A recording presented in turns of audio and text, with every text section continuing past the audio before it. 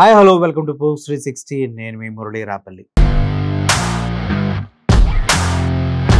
మనుషుల్లో అనేక రకాలైనటువంటి భావోద్వేగాలు ఉంటాయి, నమ్మకాలు ఉంటాయి, విశ్వాసాలు ఉంటాయి. ఇవన్నిటిని ఎన్కాష్ చేసుకోవడానికి చాలామంది ఎప్పటికప్పుడు ట్రై చేస్తూ ఉంటారు. ఎక్కడ ఏ కమ్యూనిటీ ఎక్కువ ఉంటే ఆ కమ్యూనిటీకి సంబంధించినటువంటి భావజాలాలు, వాళ్ళ ఆహార విధానాలు, వారి పూజా విధానాలు, వారి యొక్క భావజాలాలకు సంబంధించినటువంటి ఐడియాలజీని మొత్తాన్ని బేస్ చేసుకొని కొన్ని పరాణ జీవులు వాళ్ళ పైన పడి పీక్కు తింటా ఉంటారు.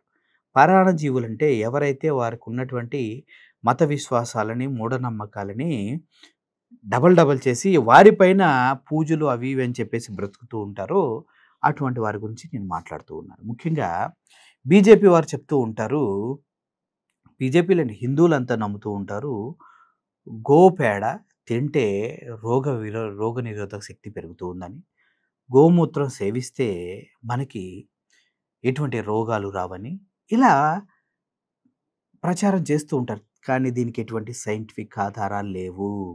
గోవు ఆక్సిజన్ పీల్చుకుని ఆక్సిజన్‌నే వదులుతుందని చెప్పటం అవాస్తవము. గోమూత్రం తాగటం వల్ల బ్యాక్టీరియా అనేది బాడీలో పెరిగిపోతుందనేది వాస్తవము.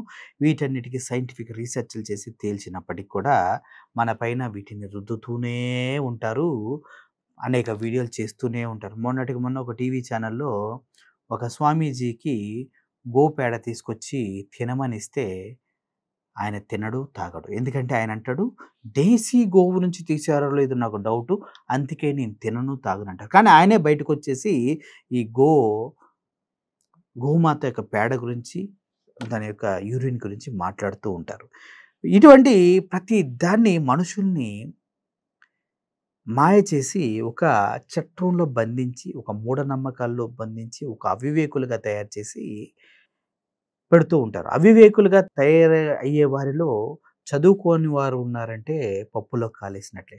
ఢిల్లీ ఒక యూనివర్సిటీలో ఒక ప్రొఫెసర్ రూము చల్లగా ఉండాలి, అక్కడ స్టూడెంట్స్ అందరికీ జ్ఞానం పెరగాలని క్లాస్ రూమ్ గోడలకి పేడ అలికిన సందర్భం కూడా మనం చూసాం. అంటే చదువుకున్న వారు కూడా ఎంత అవివేకులు అనేది అర్థం చేసుకోవాలి.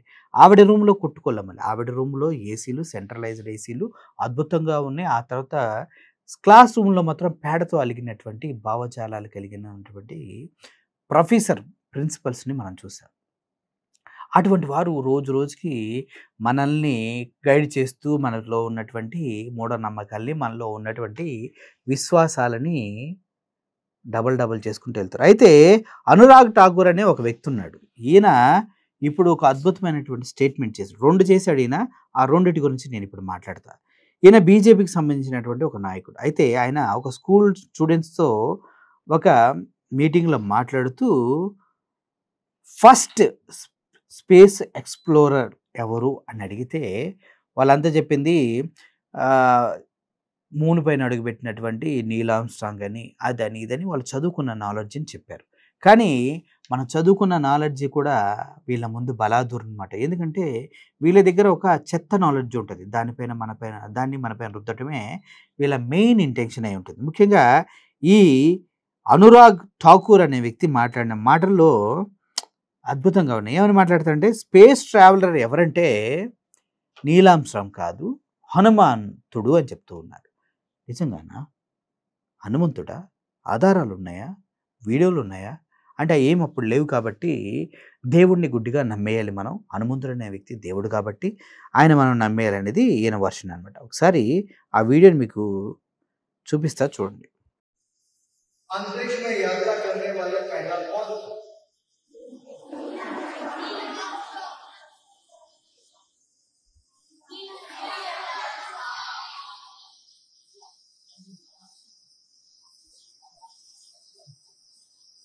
मुझे तो लगता है हनुमान जी थे,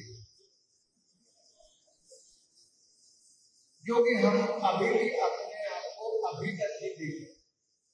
हम अपने हजारों वर्ष पुरानी परंपरा, ज्ञान, संस्कृति, जब तक हमें उसका ज्ञान नहीं होगा तो जो अंग्रेजों ने दिखाया हम वहीं तक सीमित हो गए। तो मेरा फिर अनुरोध प्रिंसिपल महोदय से और आपके अध्यापकों से इतना ही रहेगा टेक्स्ट बुक से बाहर निकल के जो हमारे वेद हैं, हमारी परंपराएं हैं, हमारा ज्ञान है, उस दिशा की ओर भी अगर अपने राष्ट्र बनकर देखें तो शायद बहुत देखने को मिलेगा। आपके पीछे एग्जीबिशन बहुत अच्छी बनी है। जिन विद्यार्थियों ने एग्जीबिशन को बनाया उसको मेरी ओर से बहुत बहुत बधाई और शुभकामनाएं। और आपके ये इंस्पिरेशन कार्य मुझे बहुत अच्छी, बहुत क्यों है कि नहीं? मैं तो वो लेके जा रहा हूँ,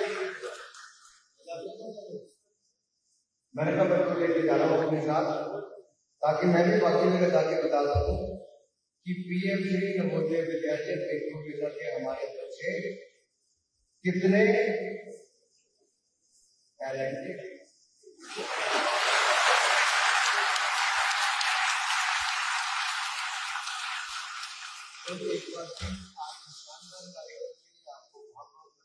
ఈ విధంగా విద్యార్థుల యొక్క బ్రెయిన్ వాష్ అయిపోతుందన్నమాట. వీళ్ళందరూ ఇప్పుడు సైంటిఫిక్‌గా నీల్ ఆర్మ్‌స్ట్రాంగ్ వెళ్ళినటువంటి న్యూస్‌ని పక్కన పెట్టి, హనుమంతుడు కొన్ని వేల సంవత్సరాల క్రితమే ఎళ్ళాడనేది వీళ్ళు నమ్మాలి. నిజమా? ఇంత బుర్ర తక్కువ పర్సన్స్ ఎవరన్నా ఉంటారా? నీల్ ఆర్మ్‌స్ట్రాంగ్ కాదు. ఇదే విధంగా సేమ్ సారు ఇంకో విషయం కూడా క్లెయిమ్ చేస్తున్నారు. ఆయనంటే అనురాగ్ ఠాగూర్ నిన్న ఏం చెప్పాడంటే, Sonia Gandhi become a voter of national capital territory of Delhi.